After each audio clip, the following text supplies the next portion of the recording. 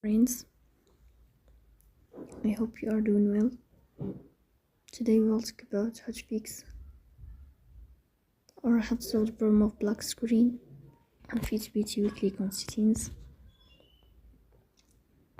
Here we go to apps, default apps, app settings.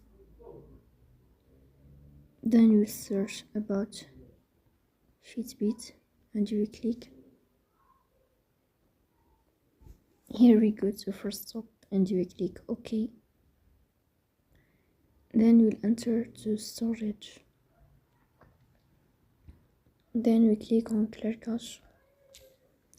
Here we turn on your airplane mode and you will turn off your airplane mode again to fix that problem.